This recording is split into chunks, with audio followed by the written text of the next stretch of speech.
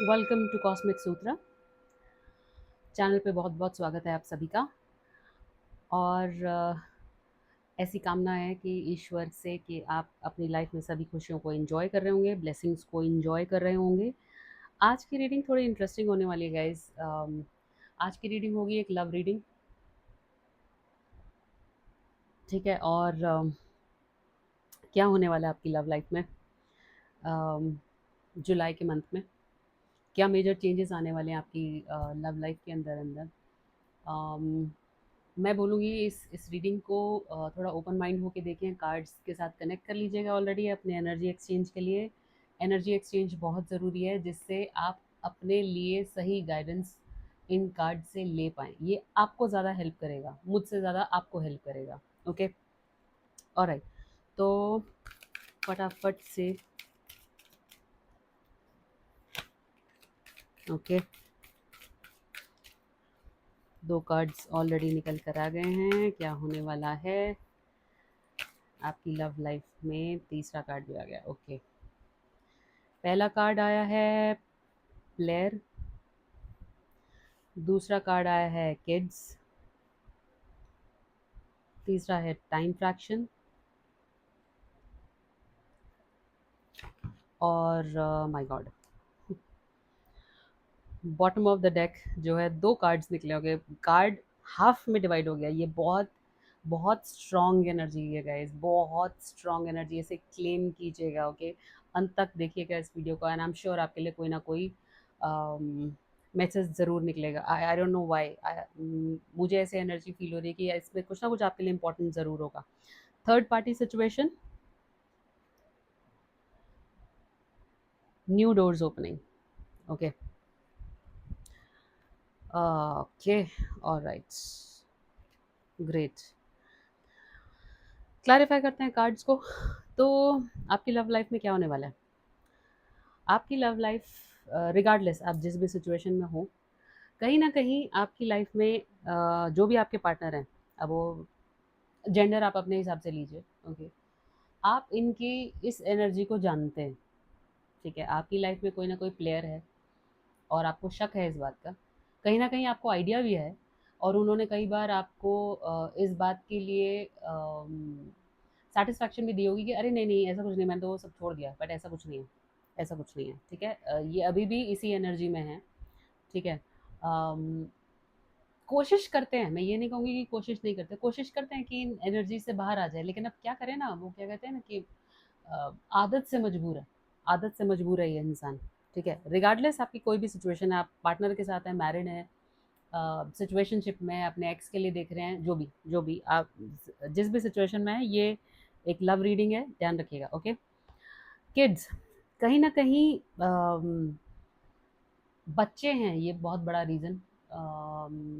बच्चे आपकी लाइफ में हो सकते हैं, अगर आप मैरिड हैं तो आपके बच्चे हो सकते हैं कि आप इस प्लेयर को छोड़ नहीं पाते हैं, ठीक है। और एक एनर्जी जो मुझे पिक होती है वो ये कि ये इंसान पहले ऐसा नहीं था, इसके साथ बचपन में ऐसा कुछ हुआ है, या तो इसके पेरेंट्स ने उसकी परवरिश ही ऐसे की है कि इसके ऊपर कभी ध्यान नहीं दिया और इसने आसपास जो लोगों को करते हुए देखा वही इसने सीख लिया।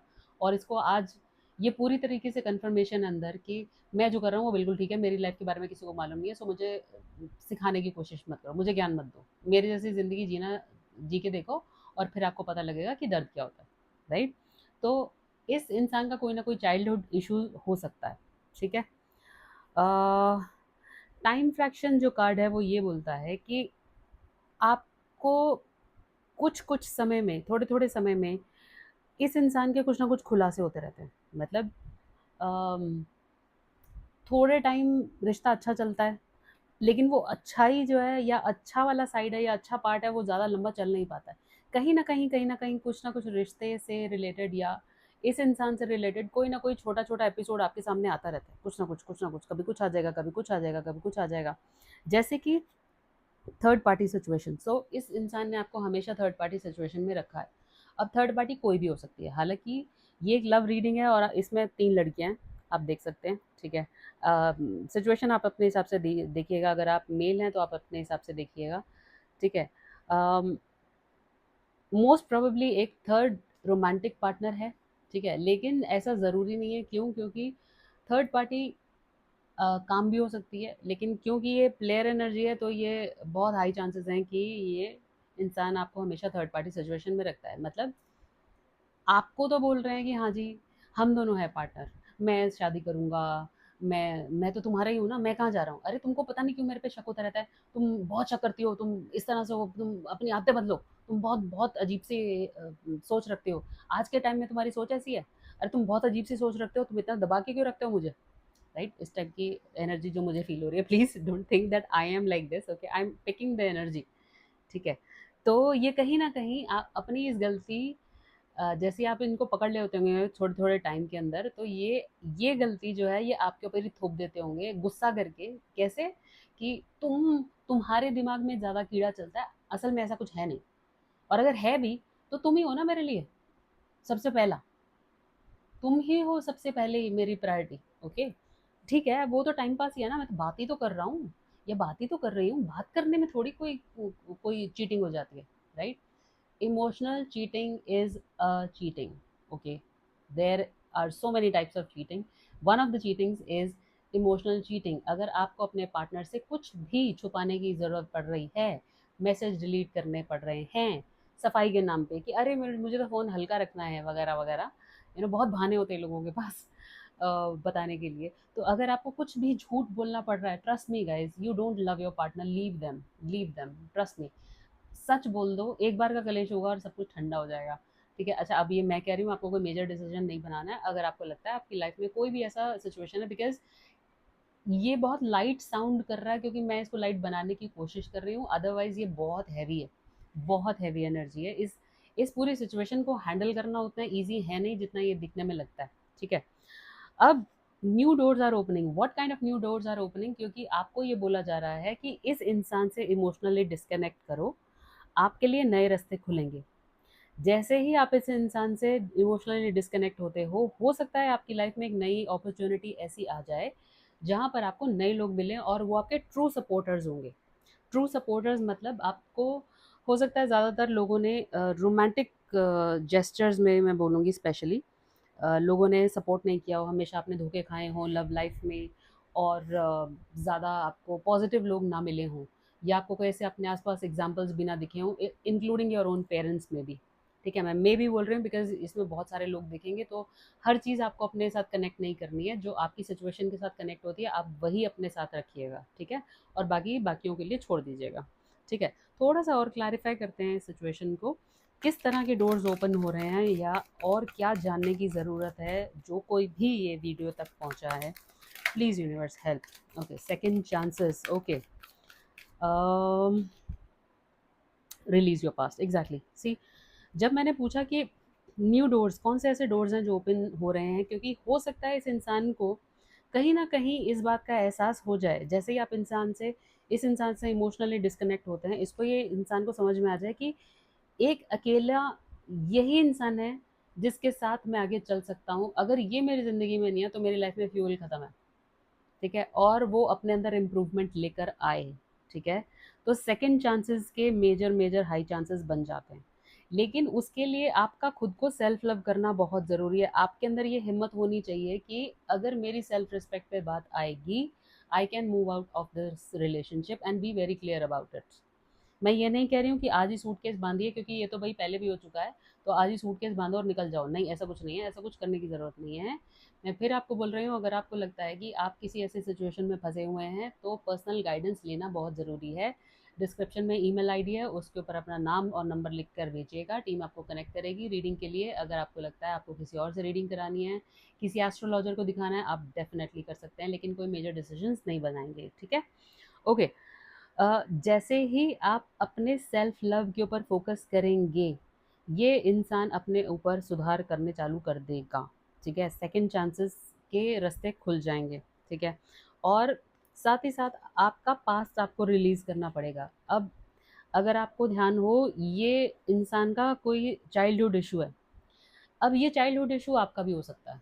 ठीक है, जहाँ आपने अपने पेरेंट्स को ना देखा हो किसी हेल्दी एनवायरनमेंट में, या हेल्दी डायनामिक ना देखा हो अपने अपने पेरेंट्स का, जैसे कि वो आपस में हमेशा लड़ते ही रहते हों, या अपने आसपास जो भी आपने स्पेशली रोमांटिक कपल्स देखे होंगे, हमेशा लड़ते भिड़ते, एक दूसरे के साथ, अरे बच्चे हैं इसलिए है, नहीं तो मैं तो कब की चली जाती, इस तरह के डायलॉग्स आपने बहुत सुने होंगे बचपन में ना।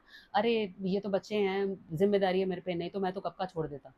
इस टाइप से डायलॉग्स आपने बहुत सुने होंगे। तो दिमाग में आपके बचपन से वही है कि अम, शादी करना बिग डील हो जाता है। किसी के ऊपर इतना भरोसा करना कि आप अपनी ज़िंदगी उसको दे रहे हो और फिर आपको अगर वो धोखा देते हो तो आप क्या करोगे?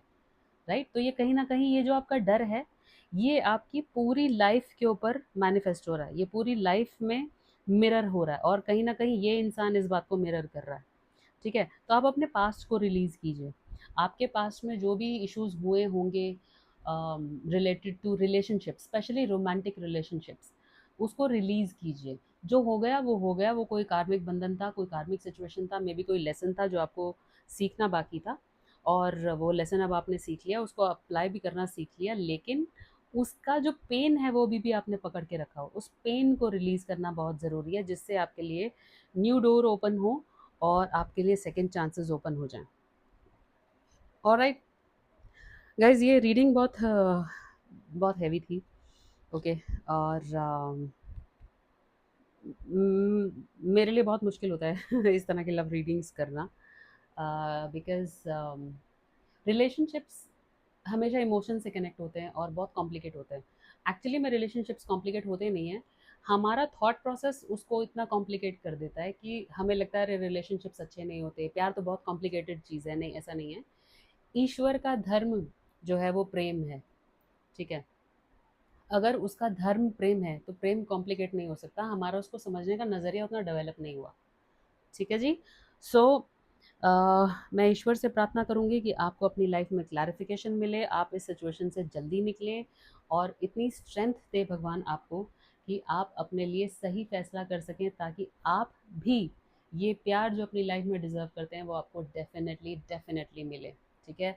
भर-भर के ईश्वरीय तत्व आप में जागृत हो और वो प्रेम जिसकी आप चाहत रखते हैं, वो पहले आप खुद को देना सीखें और साथ ही साथ चारों तरफ से आपसे वो बरसेगा आपके ऊपर। ऑलराइट, चलो इसी इसी प्रार्थना के साथ मैं इस रीडिंग को कंक्लूड करूँगी। चैनल को सब्सक्राइब करना मत भूलिएगा, लाइक कीजिएगा इस वीडियो को और कमेंट कीजिएगा थैंक यू यूनिवर्स। ओके, और मैं मिलूँगी आपसे नेक्स्ट रीडिंग में। Thank you so much.